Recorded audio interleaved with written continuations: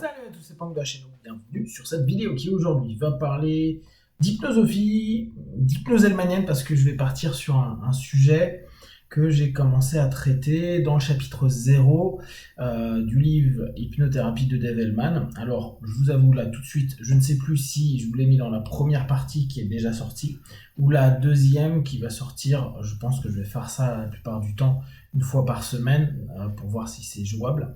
Donc, dans cette semaine. À un moment, Dave Hellman dit, et je trouve ça particulièrement pertinent, la plupart des bouquins de l'époque, alors je vous rappelle, Hypnothérapie, il a été écrit en 64, que on met en avant le rapport. Et que donc on met en avant le rapport du partenaire au praticien. Et c'est vrai que nous, les obédiences PNL, hypnose indirecte, les approches même qui ont été d'une façon ou d'une autre orientées par l'approche rogerienne de l'alliance thérapeutique, il y a cette idée de dire le plus important c'est le rapport. Ce que je trouve intéressant dans ce qu'écrit Hellman, c'est il dit beaucoup d'auteurs d'hypnose parlent de l'importance du rapport. Ok. Mais ils omettent peut-être la chose la plus importante qui est le rapport du partenaire à lui-même. Moi, je vous redonne la définition que j'ai de l'hypnose. L'hypnose, c'est une communication, c'est une discipline qui utilise la transe pour aller vers une focalisation, puis une suggestibilité accrue. La transe, c'est la communication entre le conscient et le subconscient, en diminuant le facteur de jugement. Diminuer le facteur de jugement et donc créer ce dialogue plus sain, plus ouvert, plus possible entre le conscient et le subconscient / inconscient, c'est créer à ce moment-là un rapport avec soi-même. Donc quand Hellman va proposer cette idée-là, dire peut-être qu'au bout du compte, le plus important pour un hypnotiste, un accompagnant, un hypnothérapeute, c'est pas nécessairement le rapport que je vais créer, mais le rapport que je vais permettre à mon partenaire vis-à-vis de lui-même. Parce que si on reprend cette logique hypnose hellmanienne, c'est le partenaire qui s'auto-hypnotise. C'est lui-même qui va accepter les suggestions pour rentrer dans sa transe, puis petit à petit accepter les suggestions qui lui correspondent parce que c'est juste bon et positif pour lui. Maintenant, si on accepte cette idée-là, le cœur de mon métier, en tout cas le cœur de ma première partie de métier, va être de créer ce rapport plus juste du praticien, du partenaire à lui-même. Et que le praticien, dès lors, va, dans la structure, créer également un rapport. Mais ce rapport va être la suggestion potentielle pour le partenaire. Je m'explique.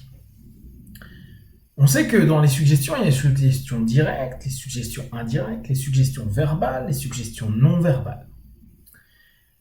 On sait que une tendance, c'est quelque chose qui est quand même assez abstrait, une tendance. Peut-être une orientation générale. C'est un ensemble de suggestions qui amènent à. C'est-à-dire qu'une situation peut devenir une suggestion. Dans cette idée-là, reprenons la facette du rapport. Qu'importe que ce soit rapport alliance thérapeutique, rapport PNL, rapport hypnose issu de la PNL, c'est-à-dire Hearing-Based Lead. Et mettons-nous dans l'idée, tiens, moi en tant qu'accompagnant, j'accueille mon partenaire et je vais travailler ce qu'on m'a enseigné, c'est-à-dire créer un rapport juste. Mirroring, pace, lead, ok. Je suis dans cette démarche-là. La connexion se fait et certains vont dire une transe commune secrète, c'est-à-dire une communication conscient-subconscient de chacun des éléments qui va créer une macro-transe de communication entre les conscients et les subconscients qui vont à ce moment-là proposer, créer et développer une potentialité de la transe et donc de l'accompagnement. Si on a cette notion où on arrive à créer cette transe commune, ce rapport juste, cette alliance thérapeutique, on est en train de proposer à notre partenaire une possibilité, une capacité à avoir un rapport juste, un rapport sain, un rapport positif avec le praticien. Donc, il y a le partenaire et le praticien qui, à ce moment-là, sont dans un mouvement, dans une danse, dans un dialogue, une écoute, avec un minimum de jugement. Le facteur de jugement diminue. D'ailleurs, c'est une des beautés de la posture du praticien, c'est qu'il va pas juger le partenaire. Il peut par contre aller agresser, attaquer les patterns. Donc le facteur de jugement, il diminue. Et la sensation d'être jugé diminue aussi. Donc le facteur de jugement personnel et perçu diminue de la part du partenaire. Dans cette démarche-là, on va donc avoir la naissance d'un rapport et donc cette situation, ce comportement commun va être par son essence et par son vécu, le fait qu'il existe à cet instant T, une suggestion qui va être potentiellement une suggestion admise par l'un et l'autre des parties. Dès lors, on peut se dire que le rapport n'est peut-être pas à ce moment-là le rapport praticien-partenaire la chose la plus importante, mais est déjà un des premiers éléments de la transe que va vivre le partenaire, au travers peut-être d'une transe commune, qui va être l'une des premières suggestions proposées, c'est-à-dire, regarde, il peut y avoir un rapport positif entre plusieurs intervenants, là en l'occurrence le partenaire et le praticien, et que ça se fait dans de la bienveillance, de l'accueil, de la confiance. Et souvenez-vous, il est impératif d'avoir confiance dans le praticien, dans le système, l'hypnose, ou la psychothérapie qui est suivie, et les suggestions qui seront proposées. Donc, la confiance est maîtresse de tout à ce moment-là. Le fameux « et confiance » de cas, mais qui reprend tout un sens différent. Je vous ferai une vidéo dessus parce que en ce moment, je cogite pas mal dessus. Qui va avoir vraiment un point crucial pour nos sessions d'hypnose. Donc, si on reprend la notion, et c'est ce que je vous propose de cogiter, hein, après prenez ça comme vous voulez, on a mis beaucoup d'importance sur ce rapport, en disant c'est ce qui est le plus important. Si maintenant on ouvre la perspective possible de dire oui, mais peut-être que le plus important n'est pas le rapport pour le rapport, mais le rapport pour la première suggestion qui est proposée à la transe vécue par le partenaire dans ce rapport, qui lui permet dès lors de vivre un rapport intérieur nouveau, plus juste et plus positif.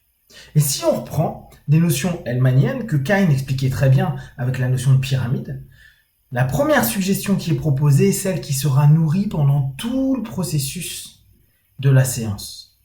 Si à chaque fois le rapport est la première suggestion et donc créé à l'intérieur du partenaire, tiens, il est possible d'avoir un rapport juste, bon et positif avec soi-même, on est en train de proposer, en reprenant ma définition, mais vous la prenez par rapport à votre cadre de connaissances et de croyances, que l'alliance entre le conscient et le subconscient, la communication et le dialogue, c'est-à-dire le rapport plus juste et positif, est possible, et l'ensemble de notre session, d'une façon ou d'une autre, pourrait, là vraiment je propose l'idée, nourrir bien sûr les suggestions diverses que vous allez donner au travers de seeding et autres, mais également la première suggestion qui aura été donnée, qui sera la base, le rapport est possible avec moi-même, et donc la communication, l'écoute et les solutions et les ressources et les patterns, la compréhension et peut-être même la prise en compte de ces patterns est possible dans un rapport juste et donc potentiellement ouvrir